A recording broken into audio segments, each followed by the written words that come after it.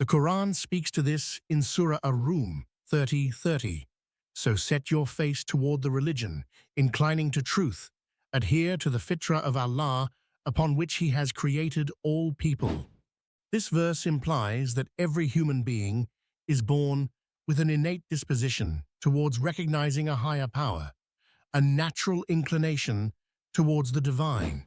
If this is true, then children are not born atheists, but are born with an inherent sense of the divine, one that is either nurtured or neglected depending on their environment. But let's not limit ourselves to religious texts. Let's also consider what science tells us. A number of studies from child development research, such as those conducted by the Baby Lab at Yale University, show that even very young children have an inherent understanding of morality. These studies indicate that infants as young as a few months old can distinguish between helpful and unhelpful behaviors, demonstrating a preference for altruism. If children were born completely devoid of any predisposition towards concepts like good and evil, why would they show such preferences?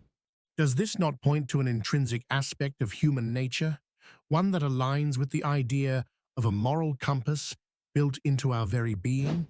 Now, let's approach this from a different angle. Imagine the process of nurturing a child's intellect. When a child is born, they have the potential for language, creativity, and problem-solving, but these abilities must be cultivated. We enroll children in schools, provide them with books, and encourage them to ask questions in order to help them reach their intellectual potential. Similarly, the spiritual side of human beings also needs nurturing. Just as we teach children to read and write, prophets and religious teachings serve as the teachers that help cultivate and nurture the innate spiritual tendencies, the fitrah, within each person. Why do we consider it essential to cultivate the intellectual capabilities of children, yet ignore their innate spirituality? If a child's intellectual potential must be nurtured to flourish, wouldn't the same apply to their spiritual potential? When a child is neglected in their education, we say that potential is wasted. Could it be that neglecting the spiritual side of a child has the same result, leading them to confusion, questioning, and even a rejection of what is inherently part of their nature? Dawkins might argue that the belief in God is simply an outcome of societal conditioning. But consider this. If atheism were truly the natural state, why do we find that throughout human history and across cultures, there has been a consistent inclination towards belief in the divine?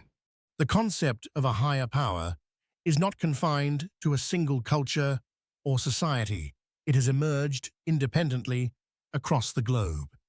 This universality hints at something deeper than mere indoctrination. It suggests that belief in a higher power is an intrinsic part of being human. Let's also take a moment to think about morality. If every child is born an atheist, devoid of any higher sense of purpose or innate guidance, where does their moral compass come from?